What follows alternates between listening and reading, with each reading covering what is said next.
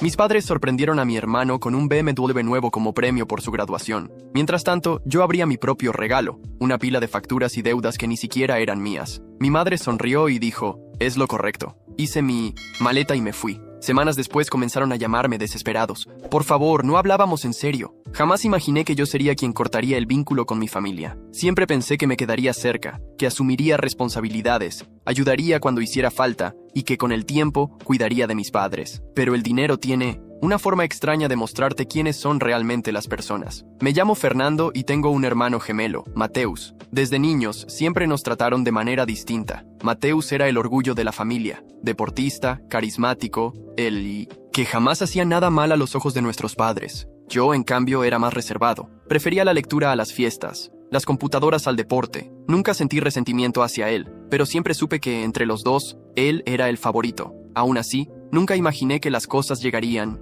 tan lejos. Nos graduamos el mismo día, con la misma edad. Se suponía que era un momento de celebración para todos. Mateus había seguido el camino tradicional, estudiando administración, mientras que yo tomé una ruta diferente. A los 16 años empecé a trabajar en línea como freelancer y ahorré todo lo que pude. Para cuando nos graduamos ya tenía un buen colchón financiero. No era millonario, pero sí lo suficiente para estar tranquilo. Al día siguiente de la graduación, mis padres organizaron una pequeña reunión familiar. En medio de la celebración, le entregaron a Mateus las llaves de un BMW reluciente. Su rostro se iluminó como si hubiera ganado la lotería. Lo abracé, sinceramente feliz por él. Pero entonces me pregunté, ¿y yo? No esperaba algo grandioso, solo un gesto, quizá un reloj, una carta con palabras de orgullo. Incluso un simple «estamos felices por ti» hubiera bastado. Pero cuando mi padre me entregó un sobre, un mal presentimiento me recorrió el cuerpo. Dentro, había una lista interminable de números y cuentas pendientes. ¿Qué significa esto?, pregunté. Mi madre sonrió con satisfacción.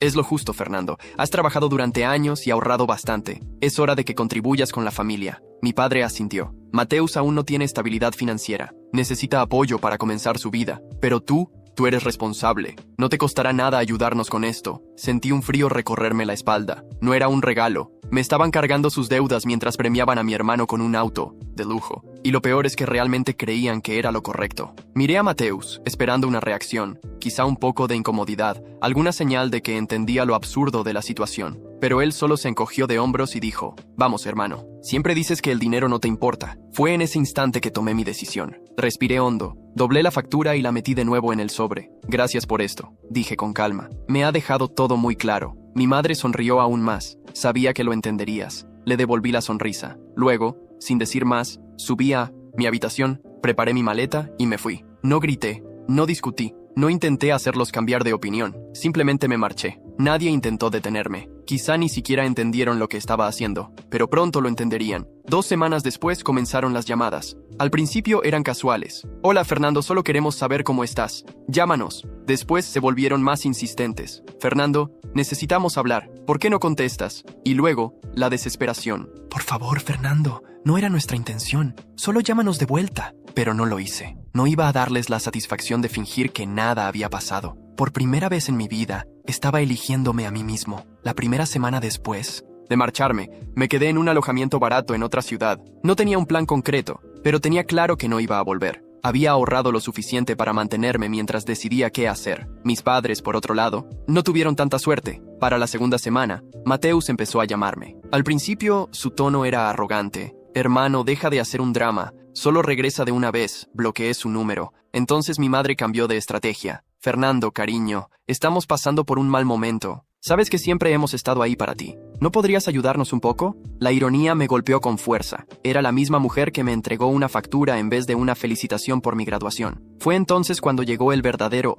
pánico. Una noche, mientras revisaba mis correos, vi un mensaje de mi padre con el asunto: «Por favor, lee esto». Dudé antes de abrirlo, pero la curiosidad me venció. «Fernando, estamos en una situación difícil. Tomamos algunos préstamos creyendo que podríamos pagarlos, pero las cosas se salieron de control. Mateus no puede ayudarnos y nosotros siempre fuiste el responsable, el que salía adelante sin pedir nada. Juzgamos mal la situación y te pido disculpas por eso. Pero realmente te necesitamos. Por favor, al menos llámanos». Leí el correo varias veces. Era la primera vez que siquiera insinuaban que habían cometido un error. Pero no era una disculpa real. No estaban arrepentidos por lo que hicieron. Estaban arrepentidos porque me fui. Y ahora, el hijo perfecto no podía resolver sus problemas. Durante años, vi cómo mis padres favorecían a Mateus, justificaban cada uno de sus caprichos, mientras esperaban que yo fuera el responsable, el que se encargara de todo. Ahora que sus decisiones finalmente les pasaban factura, ¿a quién recurrían? A mí, porque Mateus, su hijo favorito, no tenía cómo sacarlos del problema en el que se habían metido. Cerré el correo sin responder. Unos días después, mi teléfono sonó con un número que no reconocí.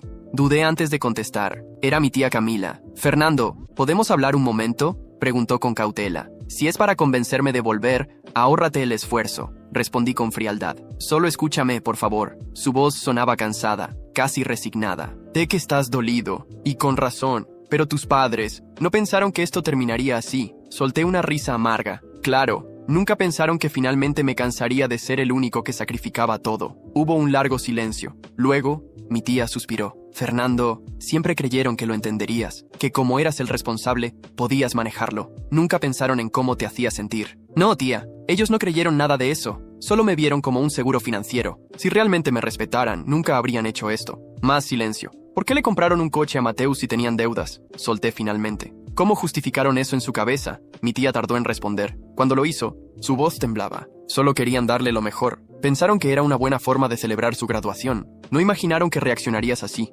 Cerré los ojos. No podían entenderlo. No era el coche, no era el dinero, era lo que significaba. No es solo este momento, tía. Siempre fue así. Siempre le dieron todo a Mateus y esperaron que yo me hiciera cargo del resto. Ella no intentó negarlo. Creo que finalmente se están dando cuenta de que cometieron un error, pero no saben cómo enmendarlo. ¿No podrías darles una oportunidad? Me quedé en silencio. Tal vez, dije finalmente, pero tendrán que demostrarlo. No con palabras, con hechos. Gracias, Fernando. Sé que esto no es fácil, pero antes de que pudiera responder, añadió algo más. Mateus también me llamó. Quiere saber si vas a volver. Fruncí el ceño. ¿Y qué quiere? No es tan indiferente como crees. Está empezando a ver la realidad. Eso me tomó por sorpresa. Mateus, dándose cuenta, sonaba demasiado bueno para ser verdad. Pero tal vez, solo tal vez, esta historia aún no había terminado. Los Pine. Días pasaron sin que devolviera ninguna llamada. Hasta que algo inesperado ocurrió. Era jueves por la noche cuando mi teléfono vibró. Un número desconocido. Dudé, pero respondí. «¿Fernando?» «Era Mateus». «Sí», respondí seco. Su voz temblaba. Hubo un silencio antes de que hablara. De nuevo. «Lo siento, pero las cosas empeoraron». Mi pecho se apretó. «¿Qué pasó?». Dudó antes de soltarlo. «Mamá y papá no escucharon. Pensaron que podrían arreglarlo solos. Pero ahora», respiró hondo. «Vendieron el coche». Me quedé helado. «¿El BMW?» «Sí, lo único que les quedaba de valor. No tuvieron opción». Me quedé en silencio. «No sé qué decirte, Mateus». Él suspiró. «Yo tampoco, pero creo que finalmente lo entendieron». Por primera vez en mucho tiempo, no sentí rabia. Antes de continuar el relato, esta historia fue desarrollada por el canal Lo Redditor, así que deja tu like y suscríbete para ayudarme. Tal vez, después de todo, las cosas sí estaban cambiando. Escuché el silencio pesado después de que Mateus dijera esas palabras. Vendieron el coche. El coche que mis padres le compraron mientras a mí me entregaban una factura. El coche que simbolizaba todo lo que siempre supe, que Mateus era la prioridad y yo solo era el respaldo, el que estaba ahí para resolver sus problemas y ser olvidado cuando no me necesitaban. Podría haber sentido lástima, podría haberme sentido culpable, pero no. Sentí una frialdad recorrer mi pecho, una certeza implacable de que esto era solo el principio de su caída. ¿Y qué? Mi voz salió más dura de lo que esperaba. Mateus guardó silencio por unos segundos. Casi podía imaginar su cara, confundido, como si esperara que reaccionara de otra forma. «Están mal, hermano. No sé qué hacer. Están desesperados». Intenté hablar con ellos, pero no me escuchan. Siguen creyendo que, de alguna manera, todo se arreglará. Pero no es así, Fernando. Todo se está derrumbando. Sonaba distinto. Ya no era la arrogancia del hermano que siempre supo que lo tendría. Todo. Ahora, su tono estaba lleno de miedo y desesperación. «No es mi problema, Mateus». Pude escuchar su respiración pesada por el teléfono. «No digas eso. Son nuestros padres». Solté una risa seca, fría, sin una pizca de humor. ¿Ahora son nuestros padres? Cuando yo era solo el hijo que tenía que pagar sus errores, no decías eso. Ahora que ya no pueden consentirte, de repente son nuestros padres. Sé que me equivoqué. Su voz salió baja, casi un susurro. Solo te diste cuenta porque ya no pueden mantenerte. Silencio otra vez. Sabía que yo tenía razón. Quería colgar, terminar ahí la conversación, pero una parte de mí quería saber hasta dónde había caído la situación. «Dime, Mateus, ¿qué más pasó?». Dudó, pero luego lo soltó todo de golpe. «Las cuentas están atrasadas, la hipoteca también. Sacaron más préstamos para intentar mantener todo a flote. Ahora los bancos llaman todo el tiempo y no saben qué hacer. Ayer, papá se desplomó. Nunca lo había visto así. No habló con nadie en todo el día. Solo se quedó sentado en la sala, mirando la pared. Mi corazón latió más fuerte, pero no dejé que se notara. Tienen que solucionarlo solos, Mateus. Ya hice mi parte durante años. Ahora les toca a ellos. Suspiró pesadamente. Fernando, sé que estás enojado, pero si esto sigue así, lo perderán todo. Tal vez eso es lo que merecen. La brutalidad de mi respuesta lo sorprendió, pero era la verdad. Mis padres siempre actuaron como si fueran intocables, como si sus decisiones nunca tuvieran consecuencias, porque, al final, yo siempre estaría ahí para sostenerlos. Pero ya no estaba, y estaban cayendo. ¿De verdad no soy? ¿Vas a hacer nada?, preguntó Mateus con incredulidad en la voz. Respiré hondo y elegí mis palabras con cuidado. Tienen a ti. Siempre fuiste el elegido, el favorito.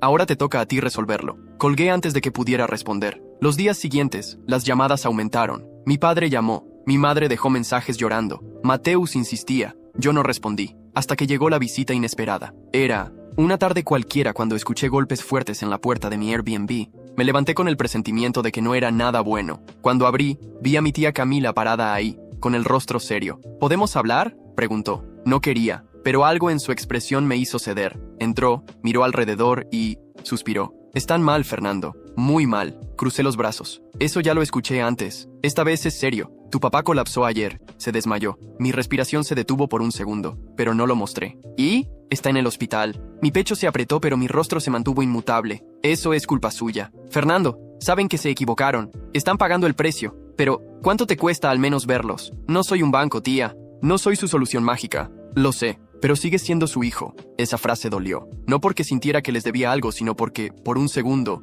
me recordó que, a pesar de todo, una parte de mí todavía se preocupaba, pero preocuparme no cambiaba nada. La miré y negué con la cabeza. Si quieren que los perdone, tendrán que hacer algo más que llorar y pedirme disculpas. Tendrán que demostrar que han cambiado, porque ya no soy ese niño que aceptaba ser el segundo plano, mientras Mateus era tratado como un rey. Mi tía me observó un momento y suspiró. ¿Entonces qué quieres, Fernando? Miré por la ventana, pensando en la respuesta. ¿Qué quería? ¿Justicia? ¿Venganza? ¿Que simplemente reconocieran que se equivocaron y ya no podían usarme? Aún no lo sabía. Pero una cosa era segura, no iba a volver corriendo para salvar a nadie. Si querían arreglar algo, tendrían que hacerlo sin arrastrarme de nuevo a su caos. Mi tía me miró un poco más, luego se levantó. Entonces está decidido. No vas a ayudar. No hasta que demuestren que no me ven solo como su salvavidas financiero. Asintió lentamente y caminó hacia la puerta. Antes de salir, me miró una última vez. Espero que se den cuenta de eso a tiempo, antes de que sea demasiado tarde, y se fue. Me quedé allí,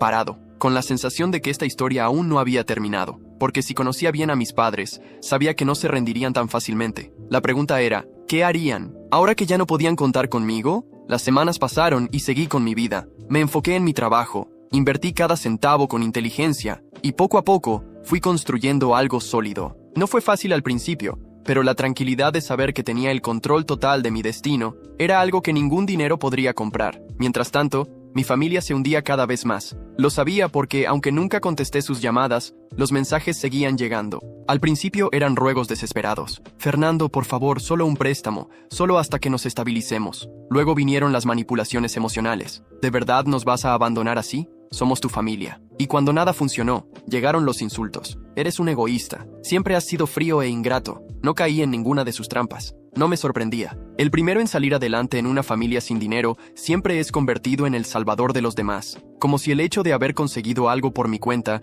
significara que ahora tenía la obligación moral de cargar con todos. Pero yo no acepté ese rol. Trabajé solo. Nadie me dio la mano cuando estaba ahorrando cada centavo, cuando trabajaba sin descanso para construir algo para mí. Nadie me ayudó cuando me fui de casa sin nada, sin saber qué haría a continuación. Pero ahora que estaba estable, de repente, era el villano por no querer mantenerlos. La ironía era casi cómica. Mi tía Camila fue la última en intentar hacerme cambiar de opinión. Me llamó un domingo por la noche, después de meses sin contacto. No contesté, pero luego me envió un largo mensaje. Fernando, entiendo que estés herido, pero tu familia está sufriendo. Tus padres lo han perdido casi todo. Mateus está intentando sostener la situación, pero no tiene los mismos recursos que tú. ¿De verdad vas a dejarlos caer así? Siempre fueron tu familia. No importa lo que haya pasado. Podrías marcar la diferencia, pero eliges darles la espalda. ¿Podrás vivir con eso? Leí el mensaje y me quedé mirando la pantalla durante un largo rato. Mi respuesta fue breve. Camila, no soy responsable financieramente de nadie más que de mí mismo. Nadie me ayudó cuando lo necesité. No tengo la obligación de solucionar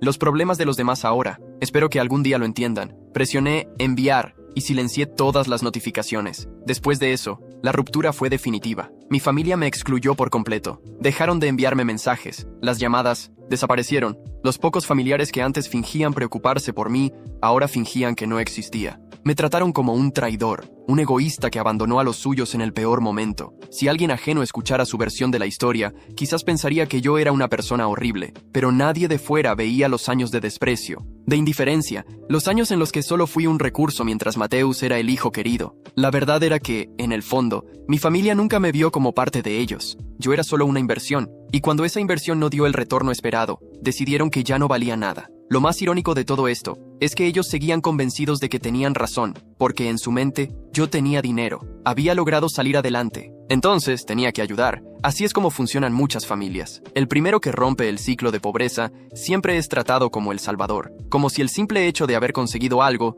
significara que ahora debía repartirlo y hacerme cargo de todos. Pero nadie piensa en el otro lado. Nadie piensa en el esfuerzo, en los sacrificios, en el tiempo que lleva construir algo solo. Y lo más importante, nadie piensa en si esa persona quiere cargar con ese peso. Yo no quise. Elegí vivir mi vida sin ceder ante la manipulación emocional de quienes solo me veían como un cajero automático con patas. Y al final, me di cuenta de algo liberador. Nunca los necesité, y por eso logré salir adelante.